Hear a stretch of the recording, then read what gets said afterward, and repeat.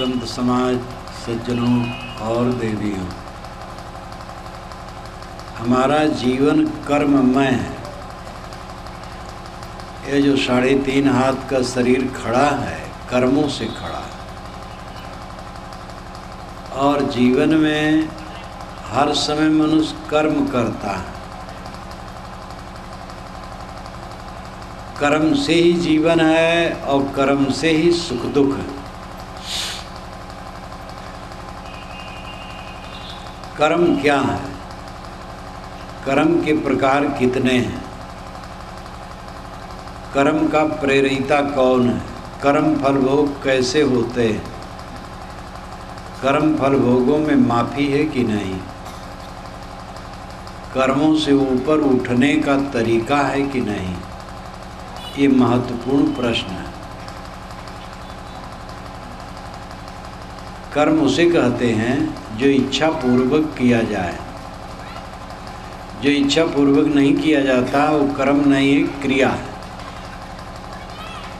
जैसे पलकें उठती और गिरती हैं, सांस आती जाती है, रक्तों का वहन होता है, ये क्रिया है, कर्म नहीं।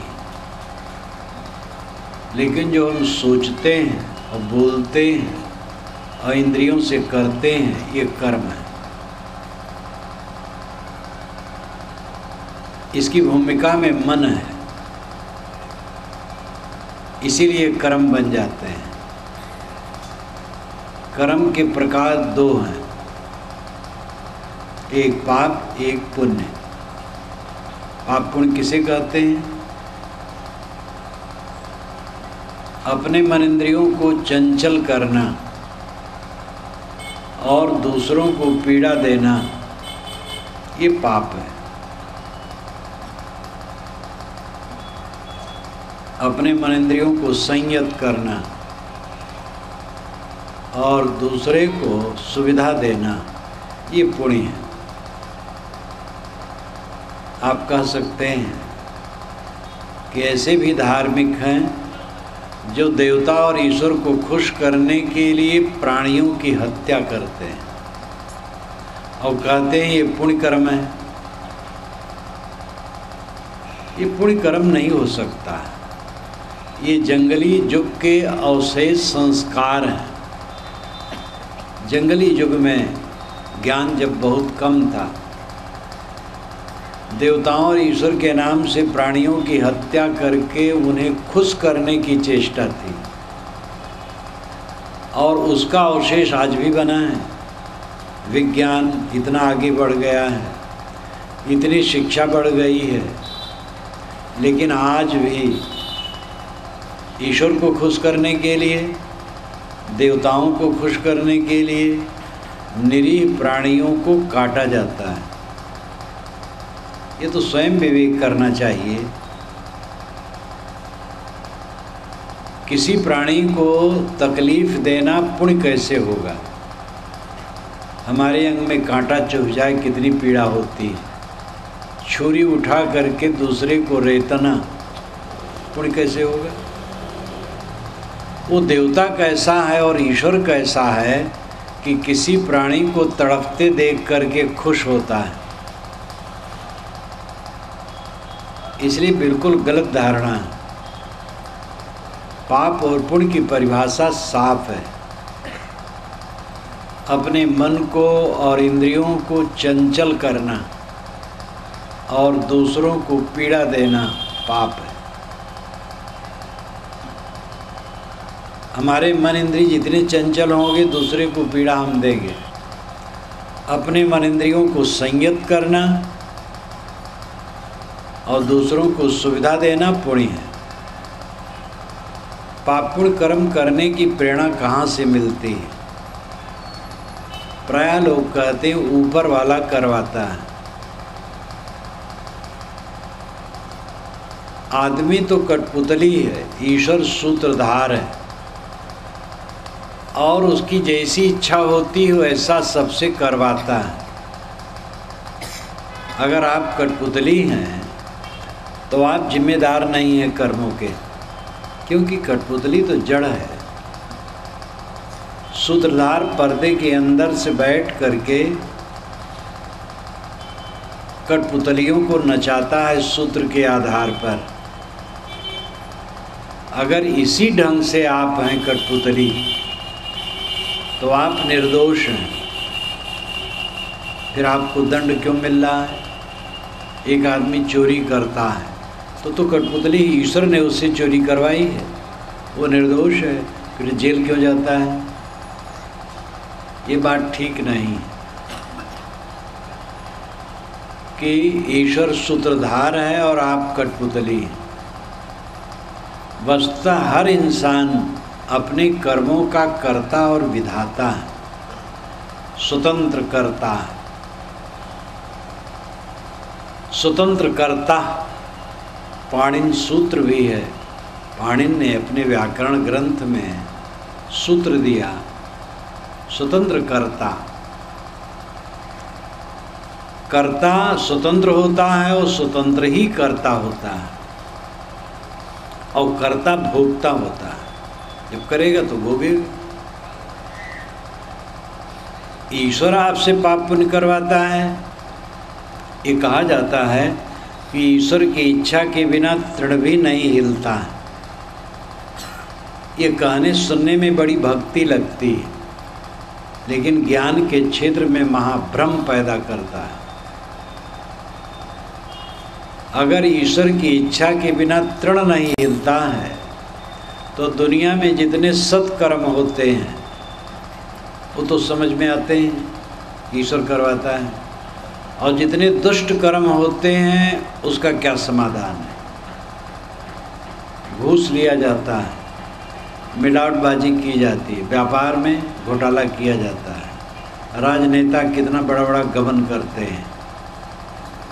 हर क्षेत्र में देखो, धर्म के क्षेत्र में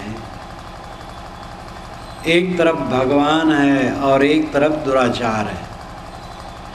भगवान की मूर्ति रख ली गई, पीछे दुराचार किया जा रहा है। जहाँ मूर्ति नहीं है वहाँ भी ये काम है। जहाँ साधन नहीं, संयम नहीं है, उपासना गृह है, अस्त्र शस्त्र वहाँ इकट्ठा किया जा रहा है, गोलबंदी की जा रही दूसरे पर हमला करने के लिए। ये कौन करवा रहा है? संसार में जितने दुराचार होते हैं आपसे छिपे नहीं। अगर ईश्वर सब का कराने वाला है तो इसका समाधान क्या है?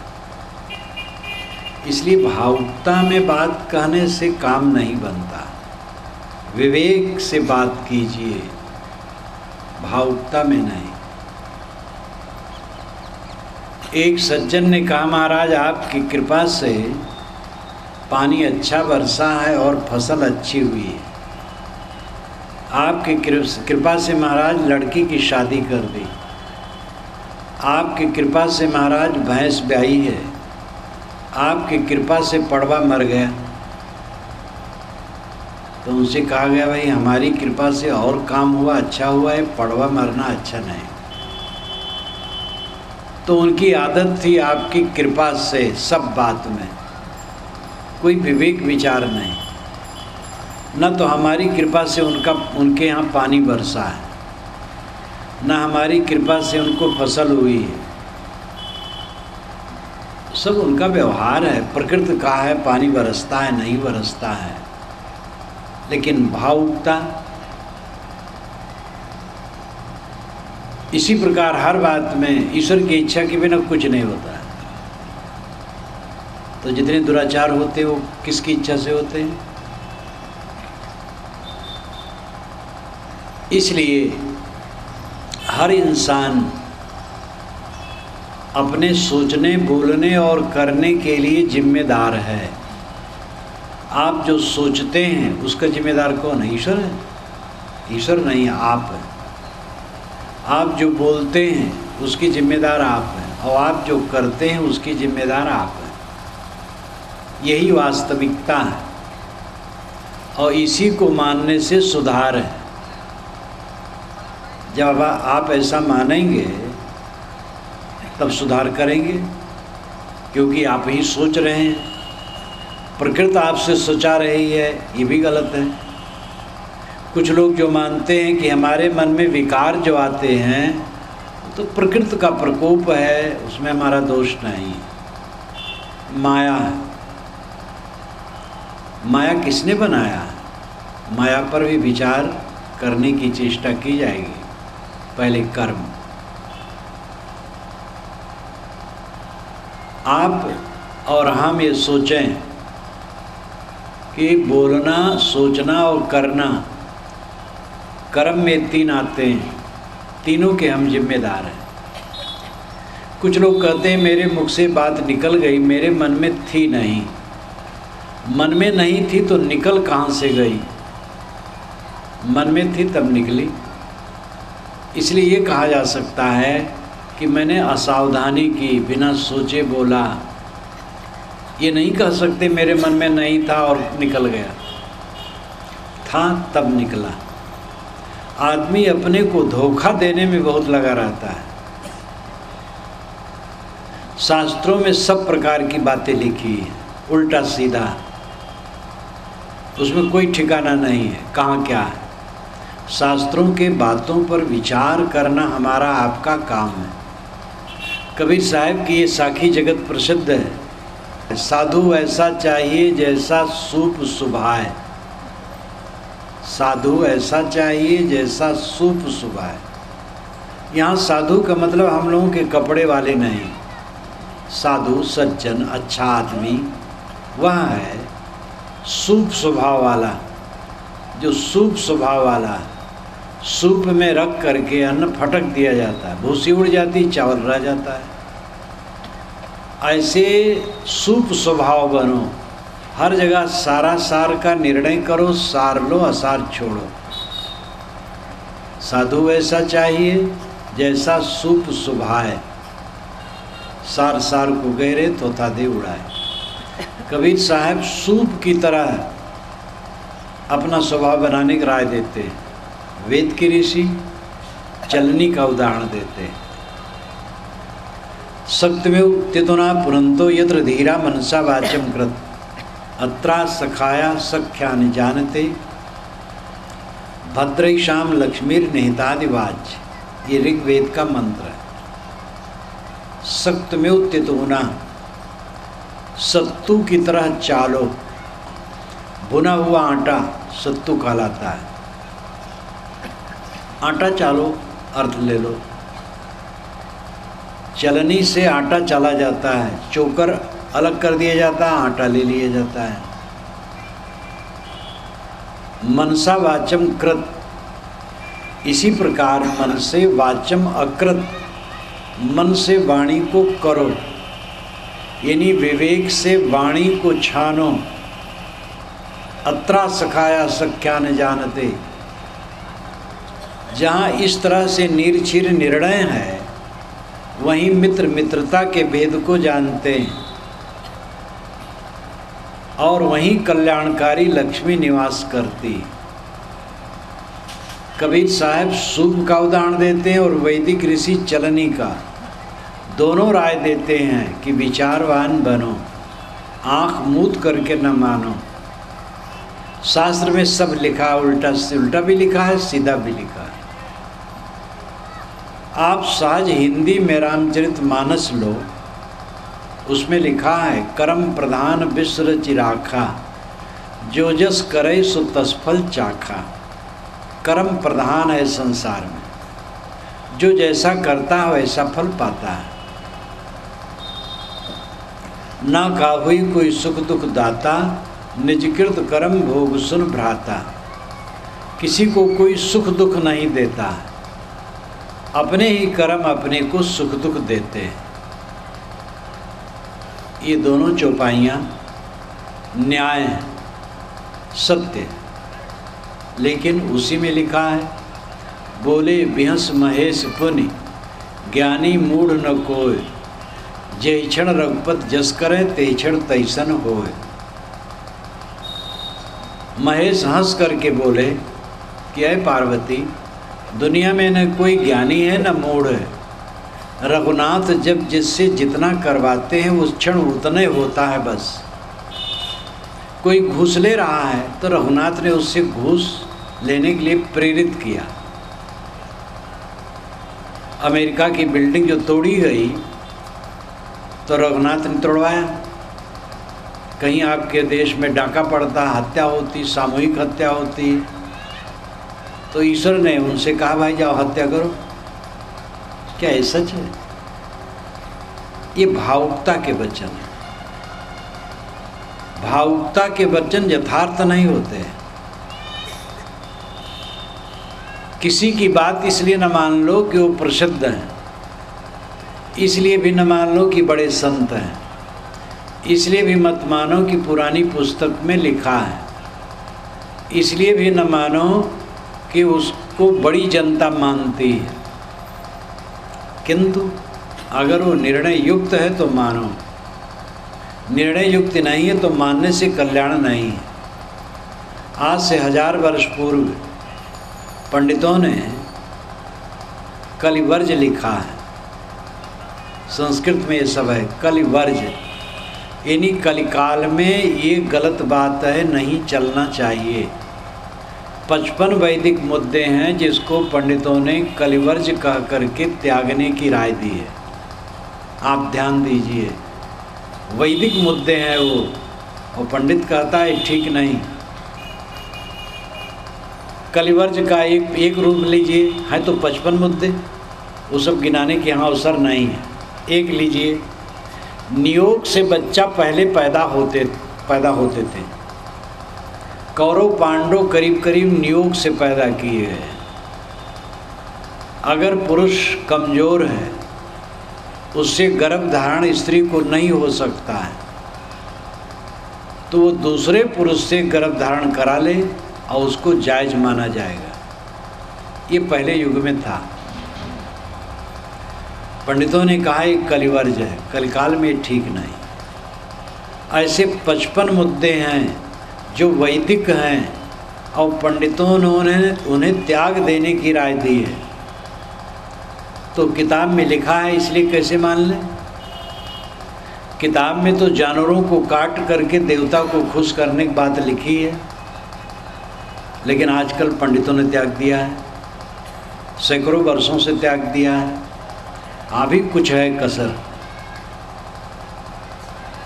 हिंदू धर्म का राष्ट्र नेपाल कहा जाता है, वहाँ बहुत पशुवध है देवता को खुश करने के लिए। हिंदू के अलावा भी हैं जो बहुत हैं, और वो पशुवध करके ईश्वर को खुश करने के चक्कर में हैं, ये भी भूल है। तो भावुकता की बात और विवेक की बात में बड़ा अंतर है।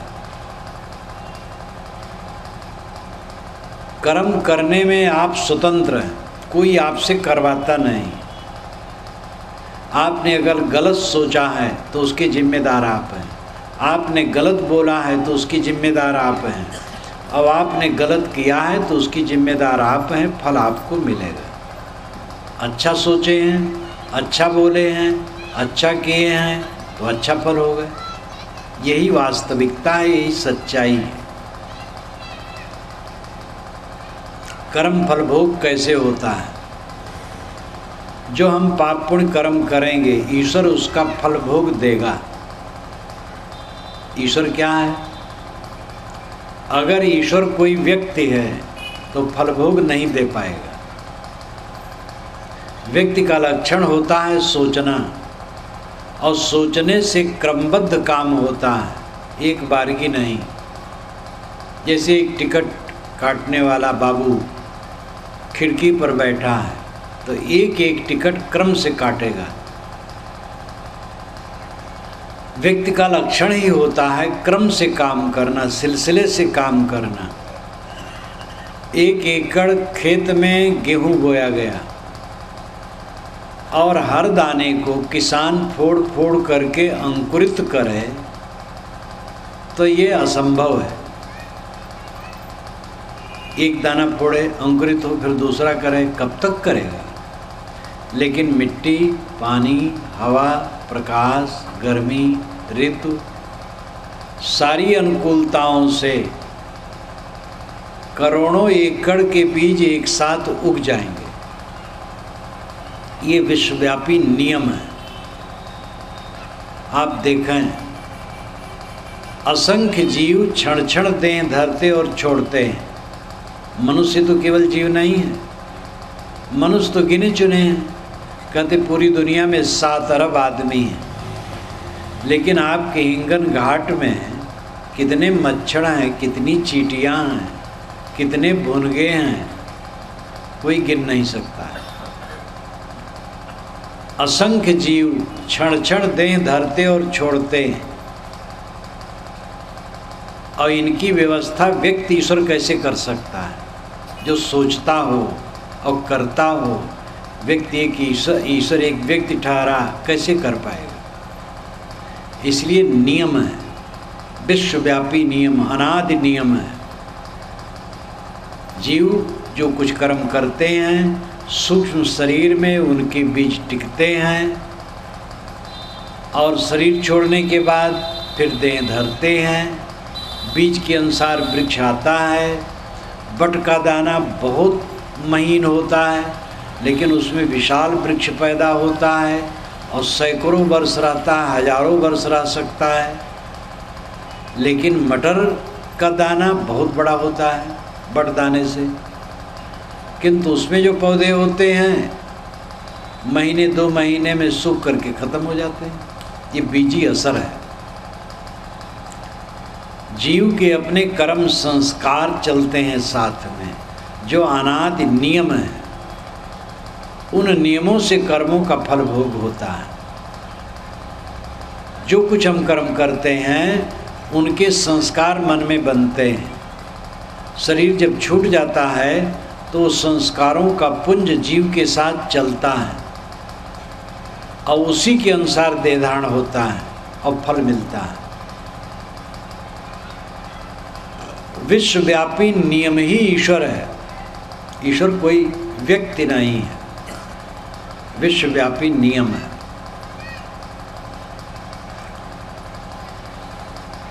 कर्मों के दंड से क्या कोई छुटकारा दिलाने वाला है? हमने पाप किया, भगवान का नाम लिया, पाप कट गया। ये नुस्खा मजाकों ने बनाया है, लेकिन ये गलत है। व्यक्ति ईश्वर की कल्पना इसीलिए लोगों ने की। ईश्वर एक व्यक्ति है, वो दया करता है, कोप करता है। उसकी खुशामद की जाए, प्रार्थना की जाए और लड्डू चढ़ाया जाए तो हमारे पापों को काट देता है, और बिना हमारे परिश्रम के भोग और मोक्ष दे देता है। इस प्रकार की कल्पना अपनी सुविधा के लिए की गई, क्योंकि आदमी कमज़ोर है। वो बुरा कर्म करता है तो बुरा तो कर दिया, लेकिन उसका फल नहीं चाहता है, बुरे का फल नहीं चाहता है। भोगी है, आलसी है, इसलिए साधना और त्याग करना नहीं चाहता है। कोई ऐसा भगवान मिल जाए जिसका नाम जपने से मोक्ष मिल जाए, भोग मिल जाए, तो कितना सुंदर है। इसलिए लोगों ने ऐसा ईश्वर गढ़ा है जो ईश्वर का नाम लेते ही पाप कट जाता है और भोग मोक्ष सब मिल जाता है। इस ढंग से अपनी सुविधा के लिए सब बनाया गया है। असली ईश्वर व्यक्ति नहीं है, वो आपकी प्रार्थना की इच्छुक नहीं है, आपसे लड्डू नहीं चाहता है। आप यथार्थ कर्म करो। जो करोगे कंप्यूटर की तरह वो आपके सामने कर देगा, उसमें क्षमा दया नहीं। ये नियम है। इसके लिए आप इसी जीवन में देख लो, लहसुन प्याज खाओ, दुर्गंधिक डकार आ रही है तो नाम लो, जो नाम आप मानते हो नाम लो, पूजा करो, लड्डू चढ़ाओ। देखो डकार आना बंद हुआ कि नहीं। न नाम लेने से बंद होगा, न मंत्र पढ़ने से बंद होगा, न लड्डू चढ़ाने से बंद होगा। वो जब पच जाएगा तभी खत्म होगा।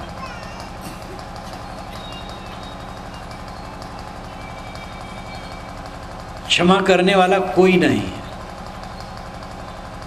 कर्म का फल भोग सबको होता है।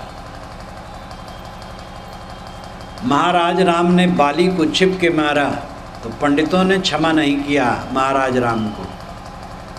उन्होंने लिखा कि राम ही कृष्ण हुए और जरा नाम के व्याध से मारे गए, क्योंकि राम ने छिप करके मारा था, उचित नहीं था। श्री कृष्ण महाराज ने शिशुपाल की भुजा उखाड़ ली तो जगन्नाथ में लूले बैठे हैं। विष्णु भगवान ने वृंदा का सतीत्व नष्ट किया तो उसके फल में वो पत्थर बन गए, शालिग्राम पत्थर। जब कर्म का फल भोग इन सब को हो रहा है, हम लोग किस खेत की मूली हैं? इसलिए जो माफ़ी कराने का चक्कर है वो कर्म सिद्धांत को काटता है और मनुष्य में अमानवता पैदा करता है। माफ़ी कराने का चक्कर ये 2 नंबर का धंधा, 1 नंबर का नहीं, बहुत गलत है। माफ़ी कभी होने वाला नहीं है। हाँ, बुरे कर्म हो गए, अब बुरे कर्म न करो, बस माफ़ी है। अच्छे कर्म करो, धीरे धीरे रास्ता अच्छा हो जाएगा। जो चोर होते हैं, हिस्ट्री सीटर होते हैं, वे भी जब चोरी छोड़ देते हैं और वर्षों बीत जाता है तो पुलिस भी थाने से उसका नाम काट देती है। सुधार का रास्ता है गलत रास्ता छोड़ देना। पाप करते रहो, गंगम नहाते रहो, कटता रहेगा। राम राम कहते रहो, गायत्री जपते रहो। ये सब धांधलेबाजी करके कर्म सिद्धांत को नष्ट कर दिया गया है। कर्म सिद्धांत में आस्था ही घटा दिया गया है।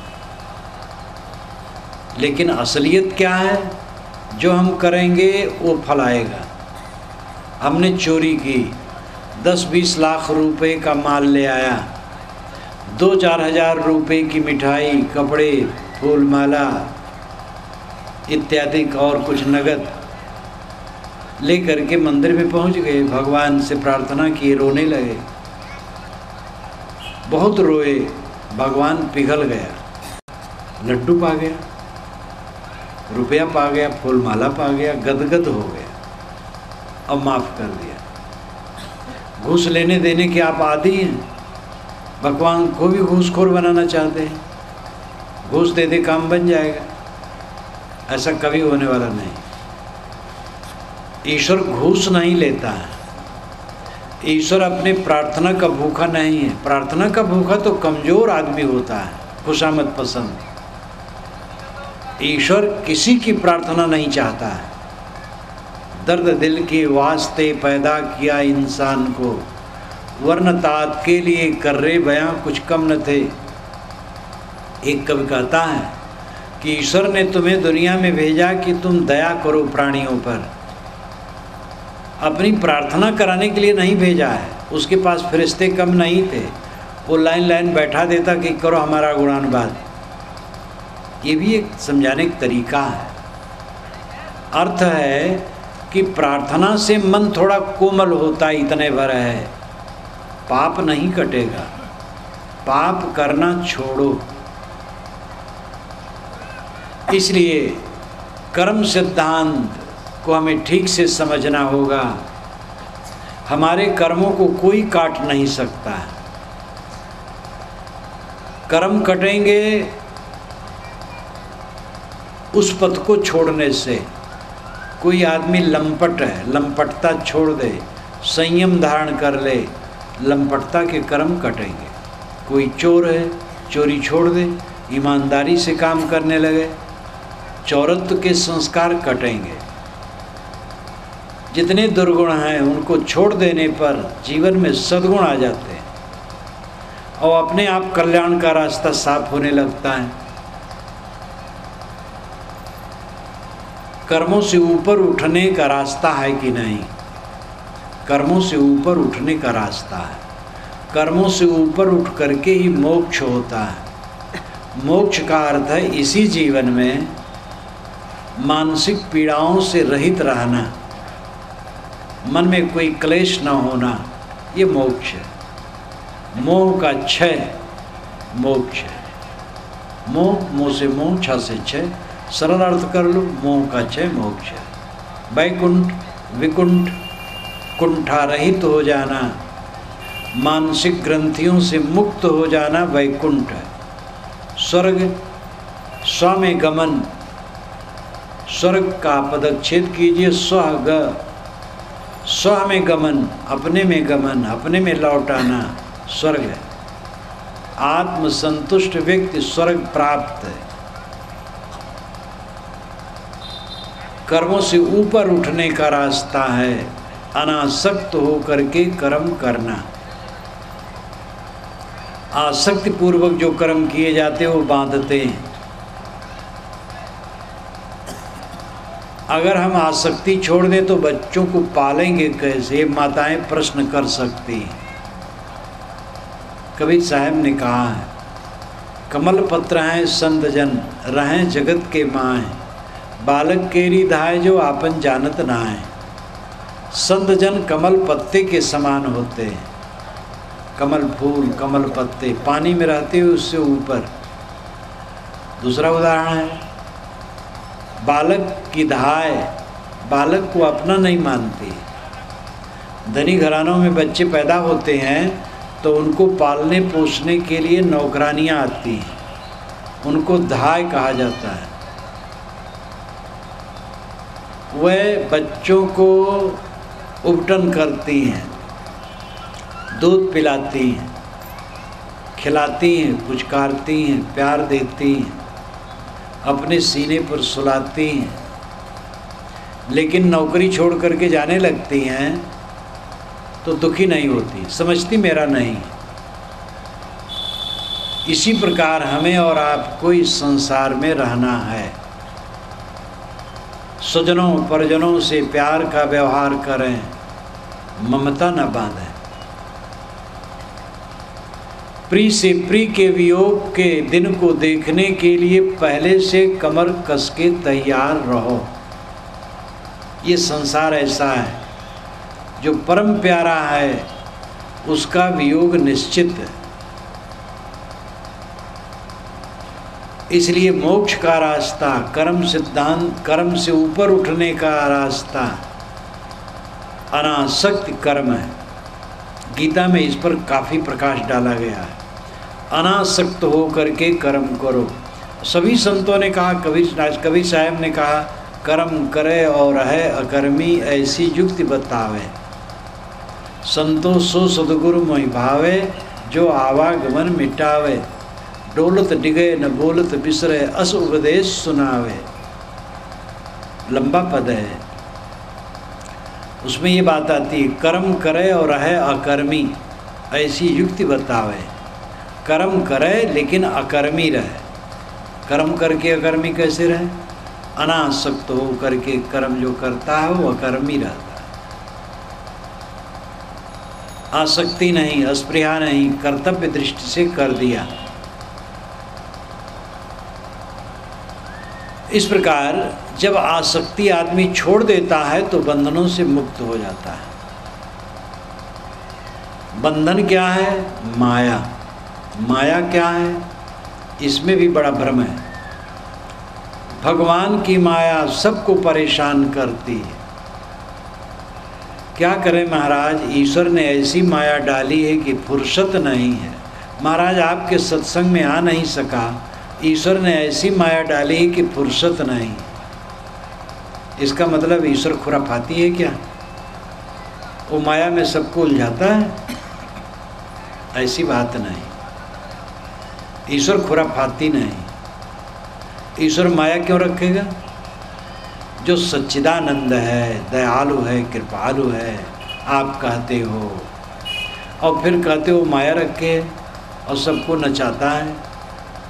जैसे कोई कटही कुतिया रखे हो और सब पर दौड़ा दे, सबको काटे, उसको कौन अच्छा मानेगा? भगवान अपनी माया सब पर दौड़ा देता और सबको रुलाता रहता है। ये कितनी गलत व्याख्या है। हमें और आपको जो माया नचाती है वो ईश्वर की माया नहीं है, हमारी आपकी माया है। अपनी माया हमने बनाई है। माया क्या है? मन का मोह। आपने तम्बाकू खाना शुरू किया, बीड़ी पीना शुरू किया, ईश्वर की माया है कि आपकी माया है? एक लड़का एक लड़की से मोह करने लगा, कॉलोनी वाले मोहल्ले वाले सबको खटक रहा है, लड़की के पक्ष और लड़का का पक्ष दोनों को खटकता है, और एक आंदोलन जैसा, एक क्षोभ जैसा मोहल्ले में उत्पन्न हो गया। ये ईश्वर की माया है और लड़के की माया है। लड़के के मन का मोह माया है, जो एक अनधिकृत लड़की पर वो मोह करने लगा। विवाह के बाद अपनी पत्नी बन जाए, करो उससे मोह। पराई लड़की पर मोह करने क्या अधिकार है? या लड़की विवाह करके किसी लड़के पर मोह करे, पराए लड़के पर मोह करने क्या अधिकार है? अनधिकृत मोह ये है, ये माया। अंततः तो अपना माना गया, उसमें भी मोह करना माया ही है। मोह माया है, और मोह हम अपनी भूल से स्वयं बनाते। हमारे लिए ईश्वर ने मोह नहीं बनाया। किताबों में लिखा है कि भगवान की माया सबको भटकाती है, ब्रह्म की माया अनिर्वचनीय है, अघटित घटना पटीसी है, द्रुत्या है, यानी उसको तरा नहीं जा सकता है, बड़ी गरीसी, बड़ी कठिन है। ईश्वर की माया, ईश्वरे चाहे तो बचावे, हम क्या बच सकते हैं? ये सब विचार निश्चित है कल्याण के घोर विरोधी है। हमें और आपको परेशान करने वाली जो माया है, वो हमारे और आपके मन का विकार है, मोह है, जो अज्ञान से पैदा है, उसके हम जिम्मेदार हैं। जितनी गलतियां हमसे होती हैं माया के कारण होती हैं, और वो माया हमारी बनाई है। माया है मन का अज्ञान, मन का मोह, और उसे हमें ही काटना पड़ेगा। कोई भगवान हमारी माया काटने वाला नहीं है, कोई ईश्वर हमारी माया नहीं काट पाएगा, गुरु भी हमारी माया नहीं काट पाएगा। गुरु रास्ता बताएगा, वो कहेगा देखो मैंने अपनी माया को काट दिया है, तुम भी काटो। और गुरु का उपदेश करना कम नहीं है, बहुत है। उपदेश करने वाला कोई न मिले तो हमारी आंखें खुलेंगी नहीं। इसलिए गुरु का बहुत महत्व है। मैं तो स्वयं सोचता हूँ, मुझे गुरुदेव न मिले होते तो क्या मैं इस स्थिति में आज होता? गुरु का अनंत उपकार है, लेकिन गुरु रास्ता दिखा देता है, करना पड़ता है खुद को। हाँ, ऐसे गुरु सस्ते हर समय में हैं कि जो आपको आनंद फानन में ईश्वर दर्शन कराते और मोक्ष देते हैं। वो गुरु महाराज के आचरण का ठिकाना नहीं है। ढोंग बना के बैठे हैं चमत्कारी बाबा। आजकल कई दर्जन अवतार गुरु हमारे देश में हैं, और उस समाज को धोखा देने में कमर कसे। ईश्वर दर्शन, कोई बाहर से जो दर्शन होता है ईश्वर होता है? यत् चक्षुषा पश्यति येन चक्षुंस पश्यति तदेव ब्रह्मत्वं विद्यनेदम यदमुपास्ते। केन उपनिषद के ऋषि कहते हैं कि आँखों से जिसको हम नहीं देख सकते, जिसकी सत्ता से आँखें देखती हैं, उसको तो ब्रह्म जान। आँखों से देख करके जिसकी तो उपासना करता है वो ब्रह्म नहीं। गोस्वामी जी भी कहते हैं, गो गोचर जहाँ लग मन जाई, सो सब माया जान्यो भाई। इंद्रिय और इंद्रियों का पसारा और मन जहाँ तक है सब माया है। देखी सुनी गुनी मनमाही, मोह मूल परमार्थ नाही। वेदों में, शास्त्रों में, उपनिषदों में कहीं नहीं लिखा है कि किसी ईश्वर का दर्शन होता है। आत्म साक्षात्कार की बात है। अपने आत्मा को समझ लेना, सारे विकारों से छुड़ा लेना, ये आत्म साक्षात्कार है। ये तो पुराणों और महाकाव्यों में ऐसी बातें बहुत लिखी गई, और जनता उसी में भटक गई। और ये हमारे गुरु जी यहाँ आ जाओ, एक ने कहा आप गुरु किए, कहे हाँ किए, कहे ईश्वर का दर्शन कराया, कहे भी नहीं कराया, कहे हमारे गुरु के पास आ जाओ, उसी दिन ईश्वर के दर्शन करा दे। ये ईश्वर के दर्शन कराने वाले हैं। तो भटकाव बहुत है।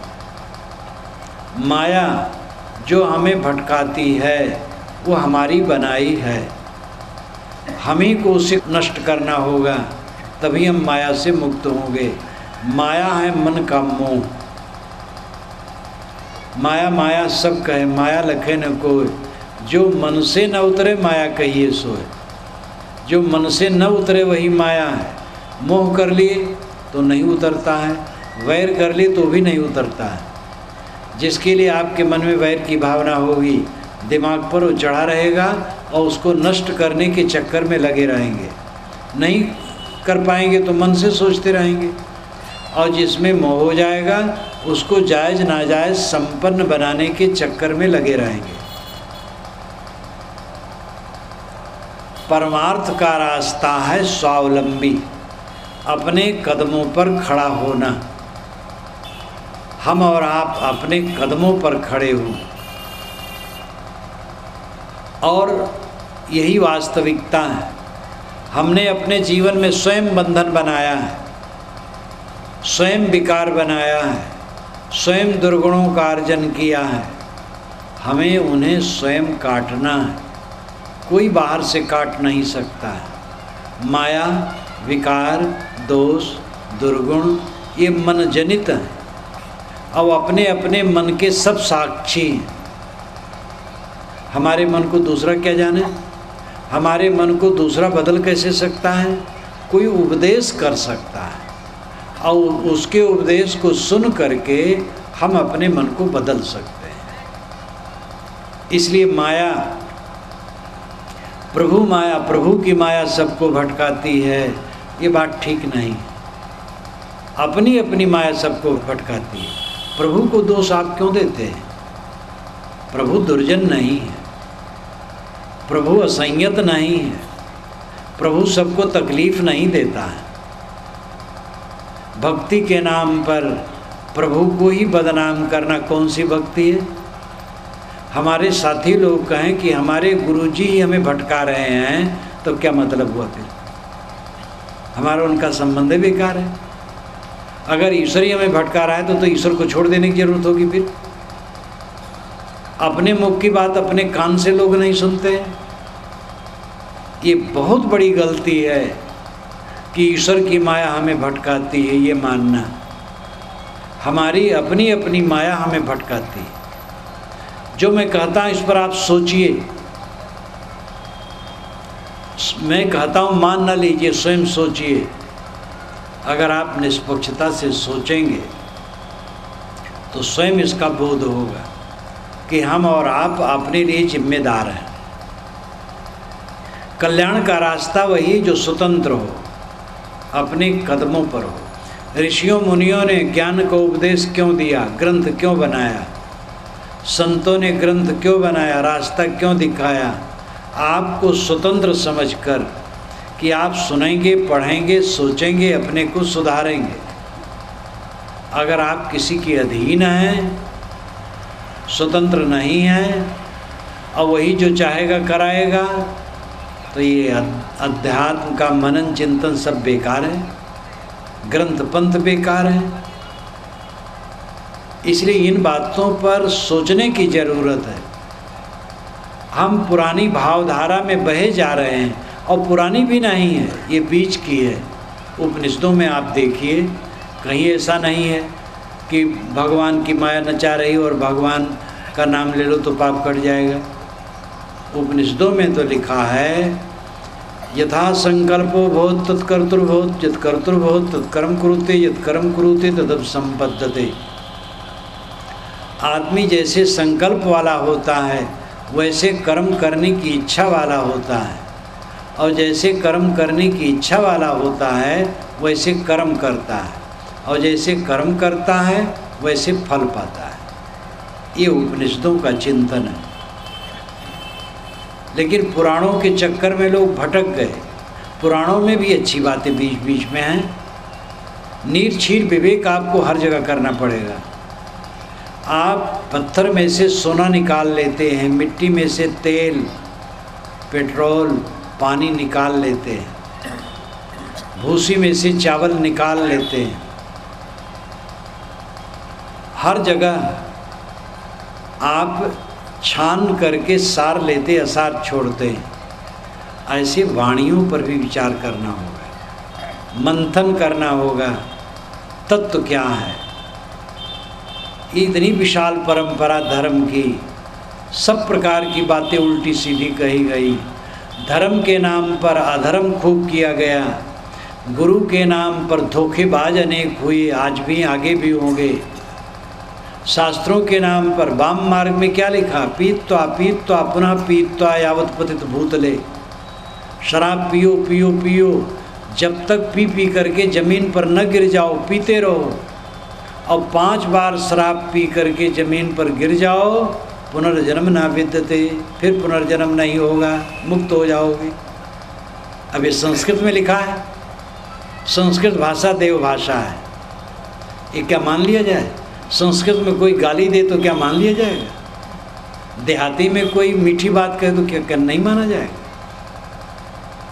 पुराने ग्रंथ तो भारत के सब संस्कृत में करीब करीब बने हैं। तो भाषा निर्दोष है। अब भाषा में आप गाली देते हैं कि आशीर्वाद देते हैं, आपका विचार है। इसलिए विवेकी बने। कबीर साहब ने कहा, कहीं कबीर भटकत फिरे पकड़ शब्द की छाएं। शब्दों की छाया पकड़ करके लोग भटकते रहते, लिखा है लिखा है लिखा है। अरे लिखा तो है, लेकिन विवेक क्या है? एक पुरुष गया परदेश, 2 वर्ष हुआ नहीं आया। उसकी पत्नी ने पत्र लिखवाया, आ जाओ, तब भी नहीं आया। तो जल करके लिखवाए कि तुम्हारे रहते मैं राण हूँ। वो पत्र पाया, किसी से पढ़वाया। तो जब पढ़ा उसने कि पत्नी ने लिखा है तुम्हारे रहते राण हूँ, तो रोने लगा। रोते रोते अपने क्वार्टर पर गया। लोग कहे भाई क्यों रोते हो? कहे भैया मेरी पत्नी राण हो गई। कहे तुम खुद जीवित हो तो कैसे पत्नी राण हो गई? कहे देखो भैया ये लिखा है, चिट्ठी दिखाने लगा। तो ऐसे हम चिट्ठी दिखाते हैं, किताब दिखाते हैं, किताब में लिखा है। किताब लिखने वाले मनुष्य हैं, इसलिए निर्छीर विवेकी होना पड़ेगा। कोई परंपरा, कोई पंथ, कोई पोथी सब आदरणीय है, लेकिन निर्णय सर्वोच्च आदरणीय है। निर्णय से हमें काम लेना होगा। पोथी, परंपरा, महापुरुष सब वंदनीय है। और एक नहीं, कबीर वंदनीय है, बुद्ध वंदनीय है, रामकृष्ण वंदनीय है, ईसा मूसा मोहम्मद वंदनीय है। दुनिया के जितने महापुरुष सब वंदनीय हैं। और दुनिया की जितनी किताबें हैं, वेद से कुरान बाइबिल लेकर, सब आदरणीय है। हिंदू समाज आदरणीय है, मुस्लिम समाज आदरणीय है, मानव मात्र आदरणीय है, लेकिन विवेक परम आदरणीय है। विवेक की कसौटी से कस करके बातें मानना अत्यंत आवश्यक है। धर्म के क्षेत्र में आज विज्ञान इतना बढ़ गया है, लेकिन धर्म के क्षेत्र में पोगापंथी ज्यों का त्यों विद्यमान है। अगर एक जादूगर जैसा धार्मिक गुरु आ जाए कि उसकी बात सुन लो, उसके दर्शन कर लो तो लड़का हो जाएगा, रोग कट जाएगा, मुकदमे में विजय हो जाएगी, महात्मा सिद्ध हैं, आकाश में उड़ते हैं, महात्मा 500 वर्ष के हैं, ये सब बकवास आज भी लोग करते हैं। लोग 100 वर्ष के अंदर में मर जाते हैं, कुछ लोग 100 से ऊपर जाते हैं, कई 100 वर्ष का कोई नहीं होता है। आकाश में कोई नहीं उड़ता, आकाश में उड़ेंगे तो हवाई जहाज से उड़ेंगे। तो चमत्कारी बातें धर्म के क्षेत्र में उड़ाने वाले आज भी हैं। आज भी ऐसे गुरु हैं जिनके लिए कहा जाता है मरे हुए जानवरों को उन्होंने जिला दिया। ये काम कर दिया, वो काम कर, सब धोखेबाजी की बात है, ऐसा कुछ नहीं होता है। तो आपको निर्णय होना होगा। मैं कह रहा था कर्म सिद्धांत और माया, इन दोनों की आप परख करें। हमारा जीवन कर्ममय है, सुख और दुख ये दो हमारे सामने आते हैं। किसी जीव को दुख प्रिय नहीं है, सुख प्रिय है। और गलत कर्म करके हम सुखी नहीं रह सकते हैं। गलत कर्म है अपने मन इंद्रियों को चंचल करना, उत्तेजित करना और दूसरों को कष्ट देना, और ये काम करके हम सुखी नहीं हो सकते हैं। सुखी होंगे जब अपने मन इंद्रियों पर संयम करेंगे और दूसरे को जितना संभव होगा सुविधा सुख देंगे। न सुख दे पाएंगे तो दुख नहीं देंगे। ये रास्ता सबके लिए कल्याणकारी है। इसमें आड़े आती है माया, वो माया मेरी बनाई है। माया है मन का मोह, जो हमने बनाया है, अज्ञान से बनाया है। अज्ञान से हमने तंबाकू खाना शुरू किया, बीड़ी पीना शुरू किया और उसमें गिरफ्त हो करके दुखी हैं, जानते हैं नुकसानदेह, फिर फंसे हैं। ये हमारी बनाई माया है। अपने मन इंद्रियों को उत्तेजित कर करके सुख चाहे और उसमें इतने उलझ गए, ये अशांत है, रोगी दोषी हैं, ये अपने मन का मोह है। माया मन का मोह है जो हमारा अपना बनाया है। कर्म करने में हम स्वतंत्र हैं और जितना भी सोचना बोलना करना हमारे द्वारा होता है उसके हम जिम्मेदार हैं। यही तथ्य है और यही स्वीकार करके हम उनसे सुधार सकते हैं। सोचना ठीक करें, बोलना ठीक करें, करना ठीक करें।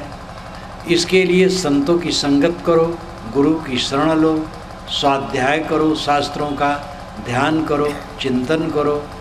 अकेले में रोज बैठो, 1 बार 2 बार 3 बार आत्मशोधन करो, धीरे धीरे रास्ता मिलेगा। अपनी सफाई करो, अपने कर्मों को सुधारो, अपने मन के मोह को मिटाओ। कोई बाहर से बैठ करके हमें प्रेरित नहीं करता और हमारे ऊपर माया का हमला नहीं बोलता है, किंतु हम ही अपने अज्ञान बस कुकर्म करके दुख पाते और मोह करके माया पैदा करते और दुखी होते। इन बातों पर मनन चिंतन करें और मनन चिंतन करके अपने कल्याण के लिए कदम उठाएं। भावुकता में पड़ने से कोई फायदा नहीं होगा। कोई सस्ता गुरु मिल जाए और कहे तुम हमारी शरण में आ जाओ, चाहे जितना पाप करो, शाम को मंत्र जप लो, बस पाप कट जाएगा। रात भर का पाप सुबह के जपने से कट जाता है और दिन भर का पाप शाम को जपने से कट जाता है। गंगा जमुना में नहाने से मोक्ष होता है, नर्मदा को तो देख लेने ही से मोक्ष होता है। ये सब बेकार की बातें हैं। मोक्ष होता है तो इसका मतलब नर्मदा को जो देखे हैं वो एक काम क्रोध लोभ मोह से रहित होंगे।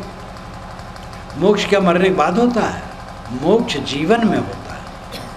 काम क्रोध लोभ मोह से जो मुक्त है उसी का मोक्ष है, वही मुक्त है। नर्मदा को देख लिए बस मुक्ति हो गई। मुक्ति को लोग तमाशा बना दिए। गंगा में नहाया मुक्त हो गया। गंगा के किनारे जितने गांव और शहर हैं वहाँ का आप सर्वेक्षण कीजिए।